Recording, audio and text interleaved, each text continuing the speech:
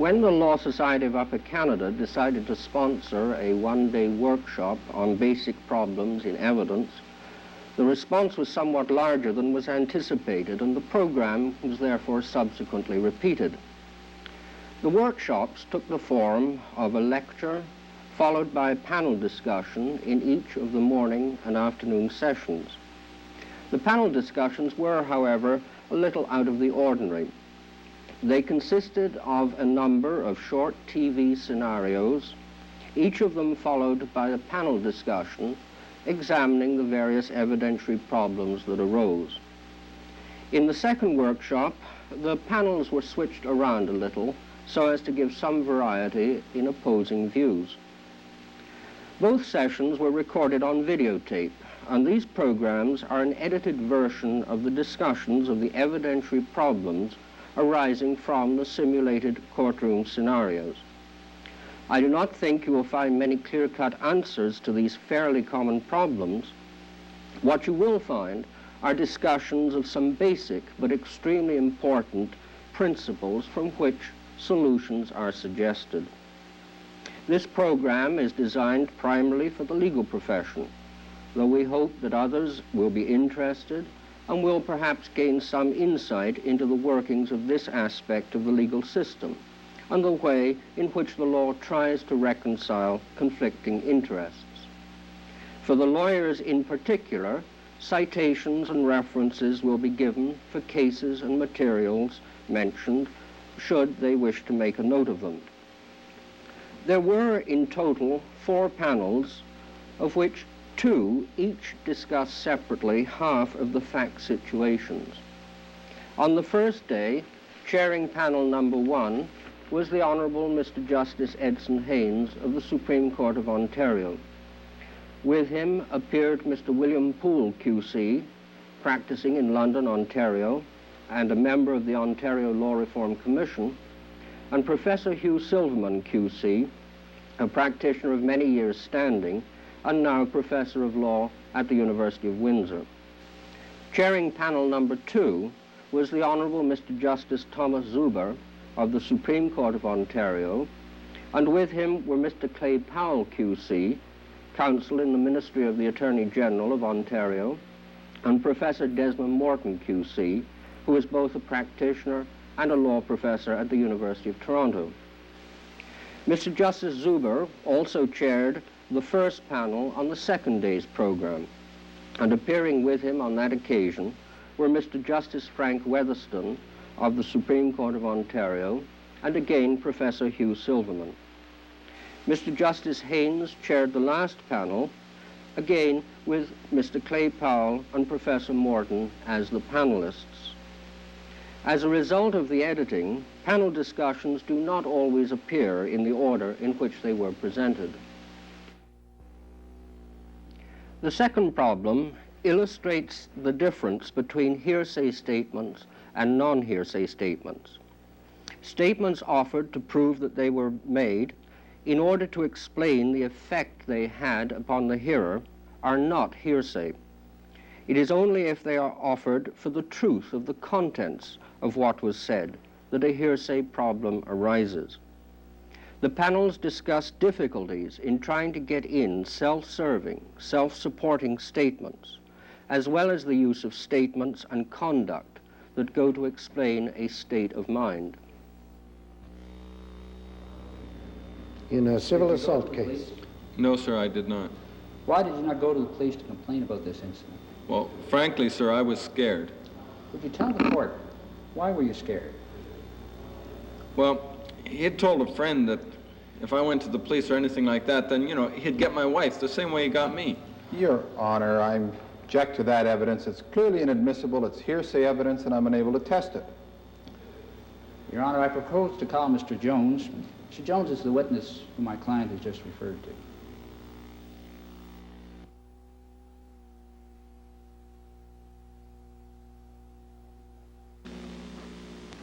Now, panel, we have at least 2 problems.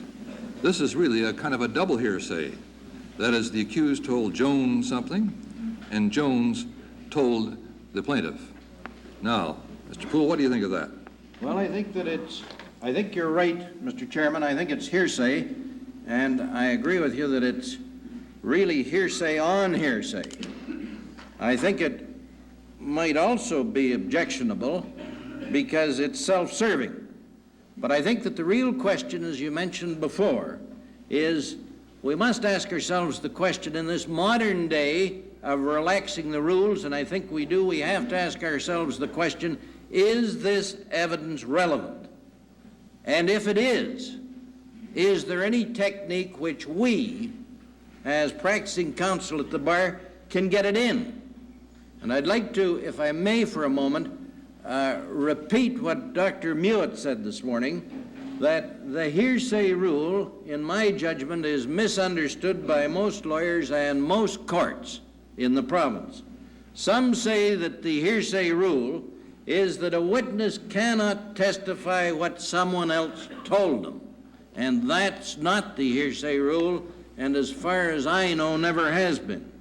The rule is that evidence is not admissible from a witness to show what a third party said as proof of the facts.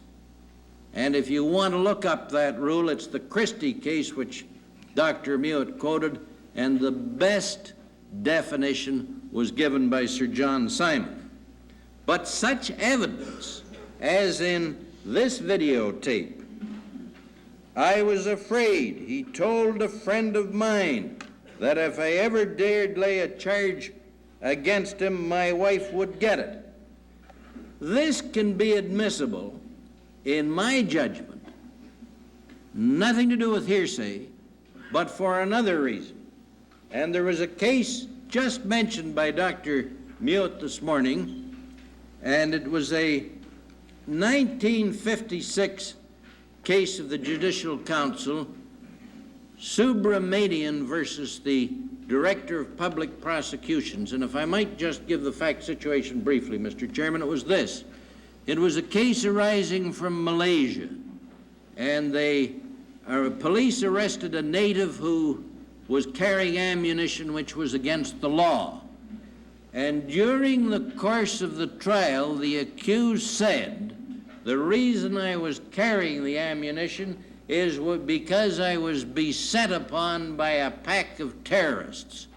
And these communists said to me that, and the counsel got up and objected and said, what these communists said to him is hearsay, and he's merely repeating it, and it's inadmissible. The trial judge rejected that evidence on the basis of hearsay, and the accused was convicted. It went to the Judicial Council the Privy Council in 1956, and they said that he was incorrectly convicted. It was not hearsay evidence. It was evidence of a statement which showed a state of mind. And Subramanian, having been given this information of what they were going to do with them, could reasonably be expected to be affected by that information. It may or may not affect his state of mind or his conduct. And that statement was admissible, excuse me, and the weight of it was left to the jury, and he was acquitted. And I think that that's true in this videotape. So, Mr. Poole, not to prove the truth, all right, but to show a state of mind. I want to highlight that, if I may. Assume that Jones lied to the plaintiff.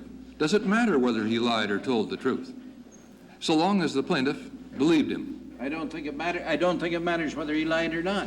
Right. My experience is most people do, in and out of the court. Well, now, Professor Silverman, do you agree with, first of all, Mr. Poole, and secondly, would you mind dealing with this?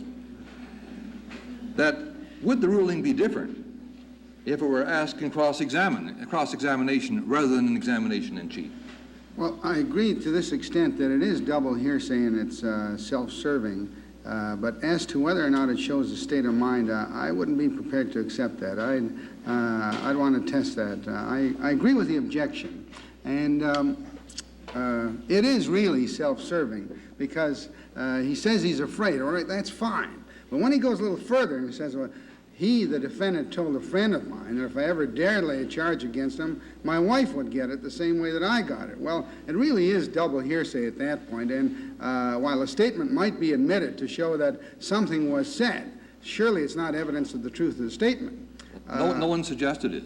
Yeah. It's merely evidence of the state of mind. Do you agree that it is evidence? I'd go that far. I'd say it could go in, but to this point, frankly, I was afraid. All right, but now assume that's examination in chief. Assume that, for example, it's asked in cross-examination, why did you not go to the police and complain? Now, hasn't the cross-examiner opened up a very broad track? I think he has. It's he's opened up a whole area here now in which he, in effect, is asking for the reason why this wasn't done. And in this case, while it will still indicate state of mind, that's all it'll prove. In other words, is this not the situation as a matter of practical trial technique? A thing asked in cross-examination may make more hearsay admissible than otherwise.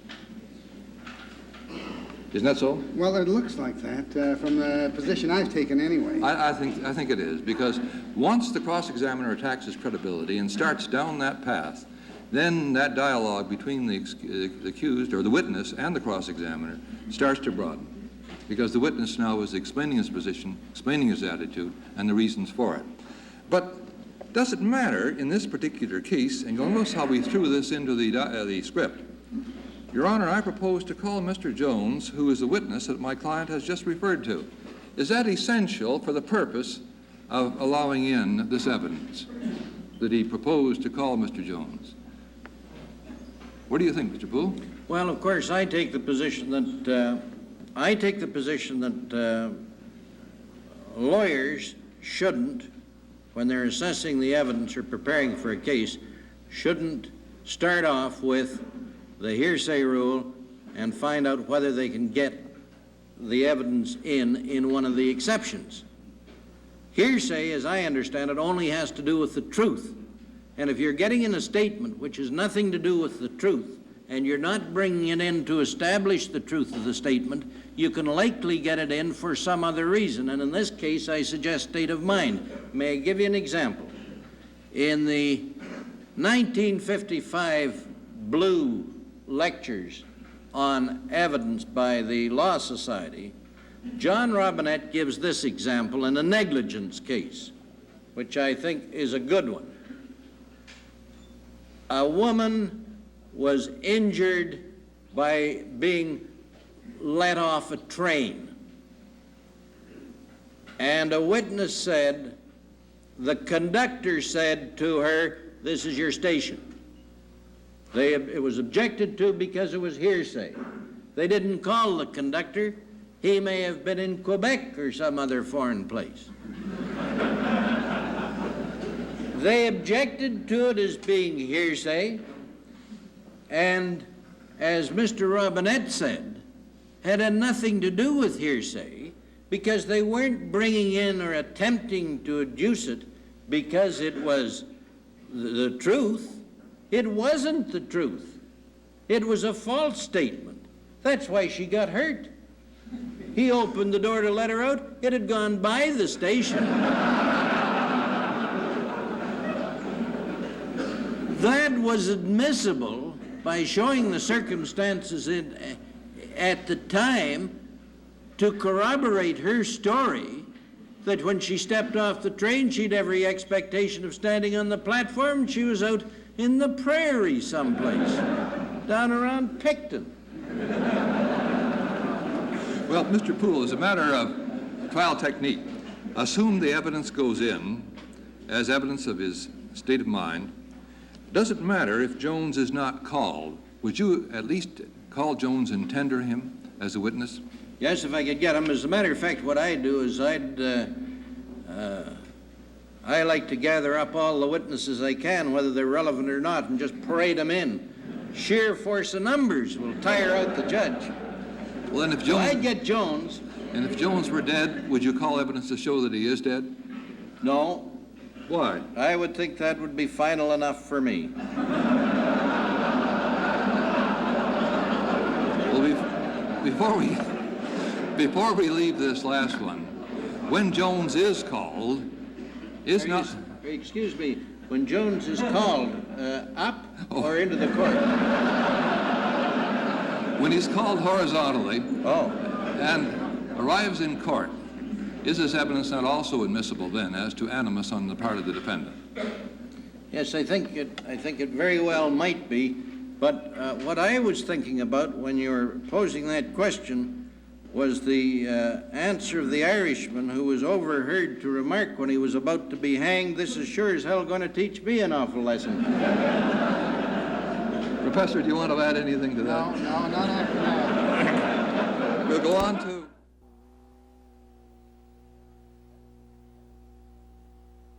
I don't think there's any hearsay problem in this at all. With respect, I don't think there is a hearsay upon hearsay just because it's he, the defendant, told a friend of mine and he told me. This is the danger that one slips into of thinking that because someone told someone and that's being repeated that inevitably there's a hearsay problem.